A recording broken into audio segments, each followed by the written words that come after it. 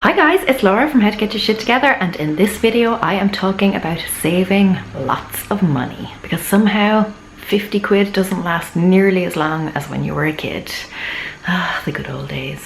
Thumbs up if you know that feeling. So whether you're saving up for Christmas, a holiday, kids' shoes, so expensive, a special occasion, or you just need to put food on the table, these are my top tips for saving a shit ton of money. Let's go.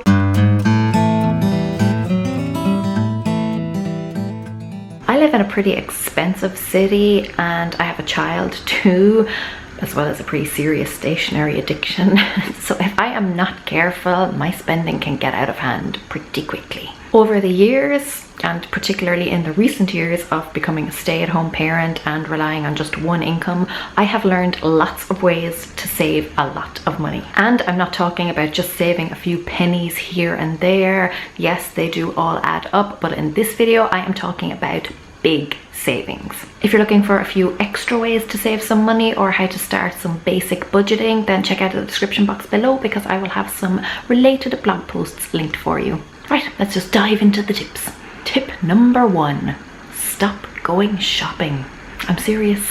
If a tree falls in the woods and there's no one around to hear it, does it make a sound? If a dress goes on sale and you're not there to see it, will your life be negatively affected?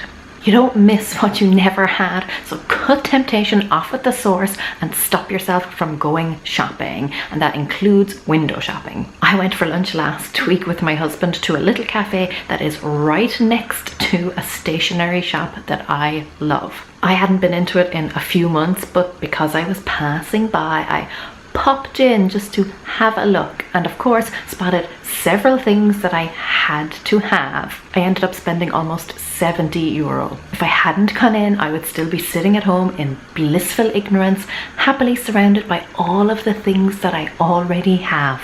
You will always spot something that you want unless you're not there to see it. Tip number 2, limit your exposure to advertising and the effect that it has on you. Use services like Netflix to watch TV or record your favorite TV shows and then just fast forward through the ads. Stop flicking through catalogs. Immediately recycle all flyers and leaflets. Stop watching the shopping channel.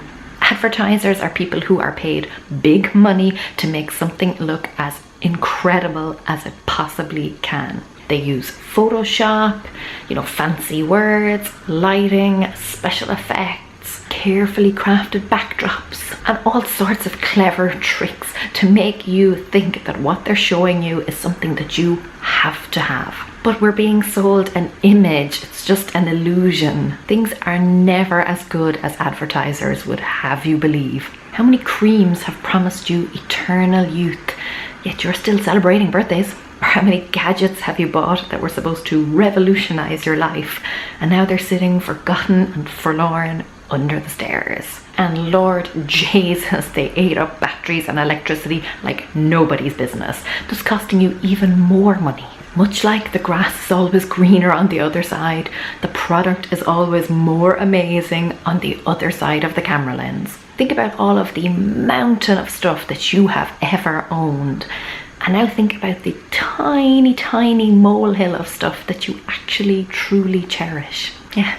Your next purchase is much more likely to end up in the trash than it is in your trophy cabinet. Tip number 3, shop online. You are almost guaranteed to save a lot of money online where there is much more competition for your custom. And things like price comparison websites and coupon sites make it even easier for you to get the best deal possible, even on things like your insurance and utility bills. And the wider variety of things available means it is much more likely that you will find exactly what you're looking for rather than having to settle for the limited selection in the local shop. The latter just means you'll end up disappointed and will probably end up running back out to replace it anyway. Not to mention that the ease of having something delivered directly to your door means that you can stop putting off the whole idea of schlepping to the shops to make the purchase until, Christmas Eve, when you are running around just burning through money trying to find something, anything to put under the tree. Not that I know anything about that. And with most online places offering free delivery anyway, you're also saving yourself time, the cost of travel, parking, lunch while you're out, etc., etc. And you also significantly reduce the risk of making impulse purchases. You can buy pretty much everything online these days, including your groceries and toilet paper. So have a look and see if you can't make a huge saving on your next purchase. Tip number 4, walk away. This is something that I really struggle with. It's why this guy now lives with me.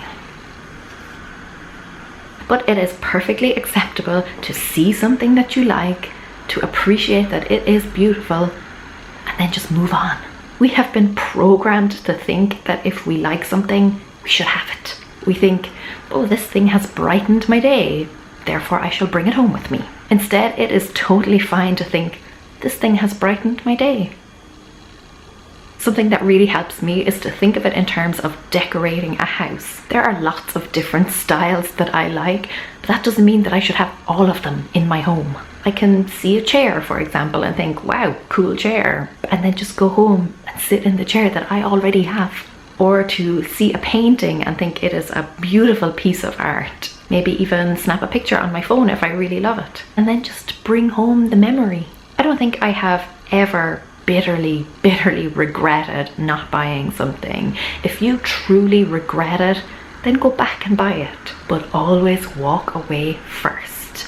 I even walked away from my wedding dress when I found it. I always try to put some distance between myself and the thing that I want, so that I'm sure that I truly want it and I'm not just being dazzled by it in the moment. Impulses can be dangerous things. Another thing that I often do, particularly when clothes shopping, is when I'm ready to check out, I stop and I go back through each item that I have and see how many I can put back. It is amazing how much appeal something loses after just a few minutes of carrying it around. One time I even ended up putting everything back and just walked straight out of the shop. Money well saved. Let things brighten your day without burdening your bank balance. Tip number 5, write a list.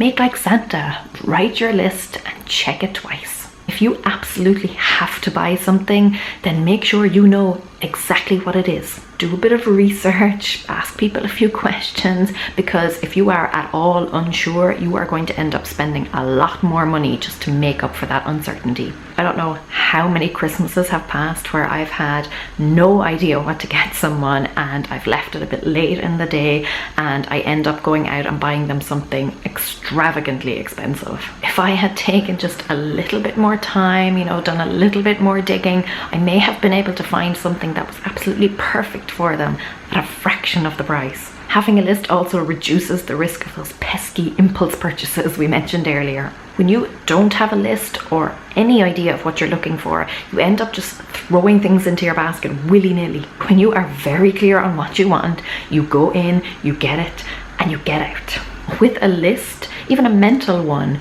you know when you're done. Without one, you're always thinking, what else do I need? Or maybe I should throw in a few extra things just to be sure.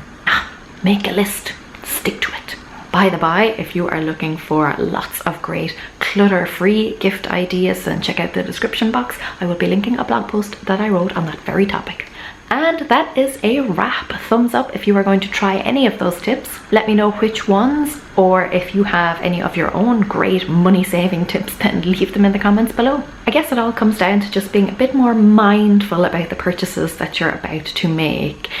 Try to fill your life with great memories rather than a great number of things. So I hope those tips will help you save a lot of money, and share them so that your friends and family can save a lot of money too. They will thank you.